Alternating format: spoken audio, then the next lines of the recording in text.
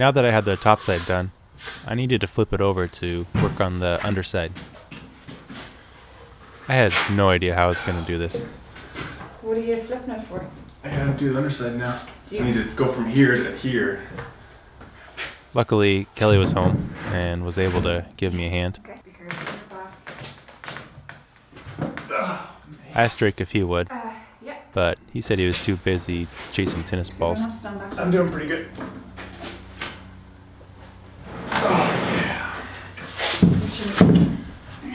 You want to walk out? I got it.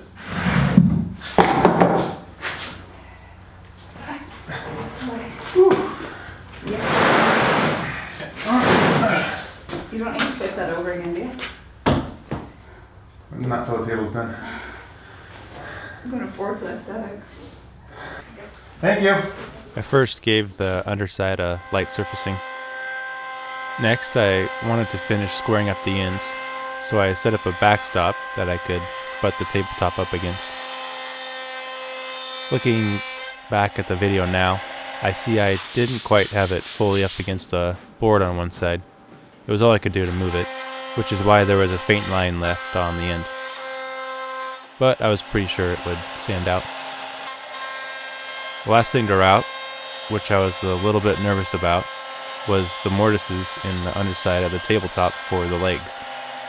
I wasn't sure if I should measure the actual tenon spacing on the now glued up legs, which I knew would be slightly off from the computer model, or just stick with the computer model measurements and hope to be able to force it in. I eventually decided to stick with the computer model, thinking that it might square everything up and be a nice tight fit for it, if I was able to make it go. I zeroed off the right side, since the left side has the unfinished and uneven edge. On something really important like this, I usually send it to 0-0 afterwards to make sure I didn't mess something up. It looked dead on, so the only thing left to do was hit run. When I was designing the table, I made sure the leg mortises were spaced a little ways away from the metal rods that held the tabletop together. I figured if they were too close, it would be a weak point.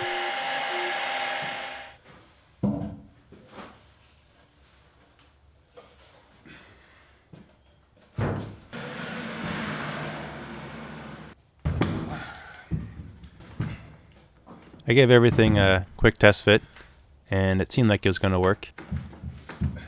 Spoiler, I thought I had given everything a test fit. My idea for the glue up was to glue up one side of the middle runner and arches to the end piece, and hold it up with a strap around the rafter above, so I could glue it to the second end piece, and then slide the whole thing into place, and drop it into the mortises on the underside of the tabletop. Seemed easy and straightforward in my mind. I realized right away that I had forgotten to test fit one joint. It was a very tight fit, and I wasn't getting anywhere.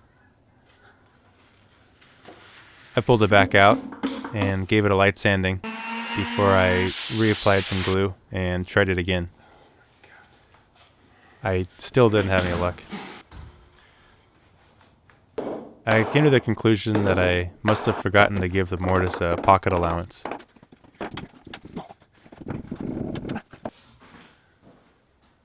I finally got the pieces together though, after a lot of sweat and cussing. I gave the opposite side a good sanding down to make sure it would fit nicer.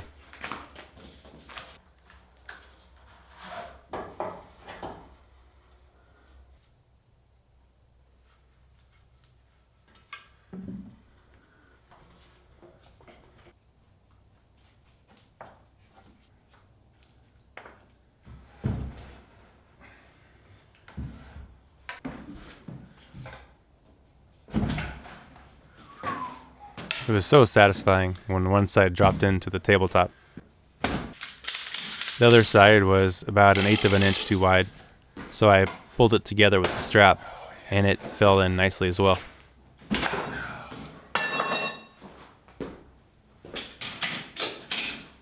I strapped it down to the table for a day while the glue dried.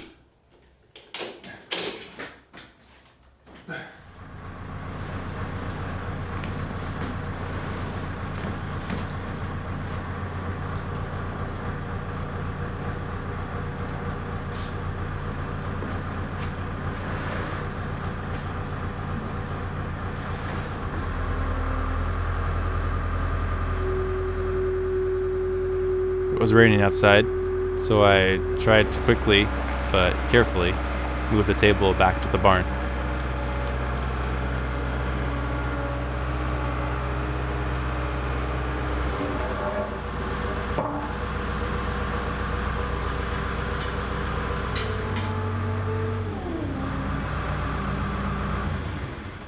I had to recruit Kelly's help again to flip the table back over. Put over slowly onto the legs. She's the one that has the muscles in this relationship.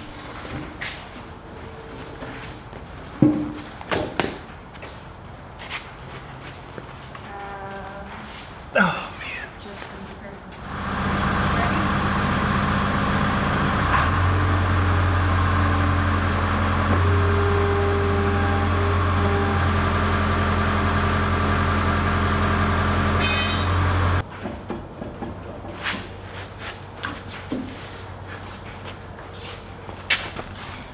Wait, hold it right there and come around the other side, okay?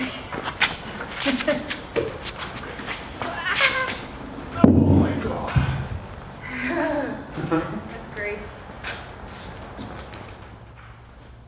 I wanted to give the wood a little bit of color, but I didn't want it getting too dark, so I wiped the stain off pretty quickly after applying it.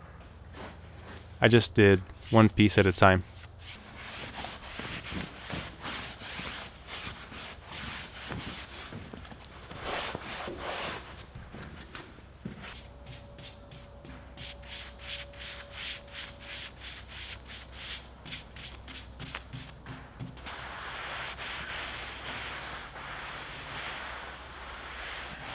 I had just enough in the court to give the underside a coat too. I figured that with the table being so tall, that it was a little more likely for people to see the underside, so might as well. I know at least Drake will be looking up at it. I moved the table down to my grandpa's shop, which is heated, to apply the polyurethane. Something my grandma taught me. Yeah. I think it's always better to do lighter coats. Yeah. We gave the underside 2 coats and the tabletop 4 coats, with a light sanding in between each. This top's really soaking up a lot.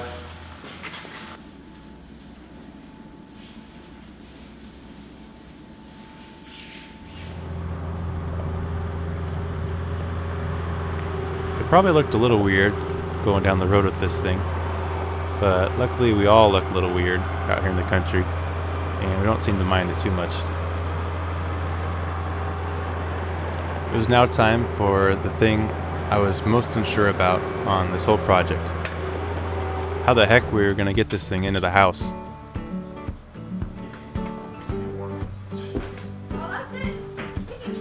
With the help of my parents, sister, brother-in-law, and Daniel, who works on our farm, we were just able to hoist the table up onto the deck, through the double doors, and into place in the dining room.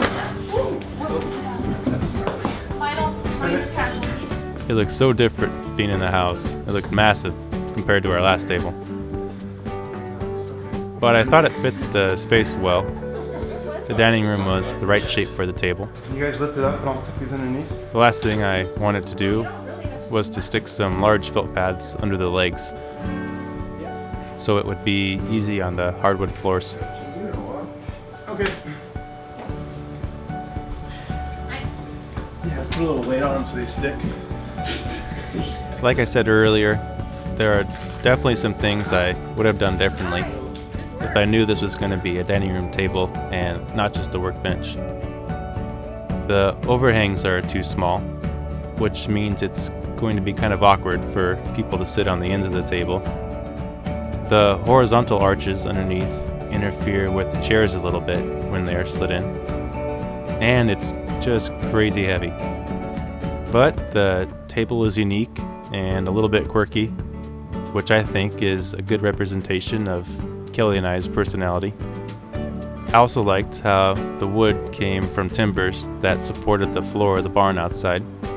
That's a cool origin story. And I'm fairly confident this table should stand the test of time. I predict the floor underneath it will cave in long before anything on the table falls apart. Hopefully, my great-great-grandkids will one day find themselves wondering how the heck they're gonna move this crazy heavy table into their house.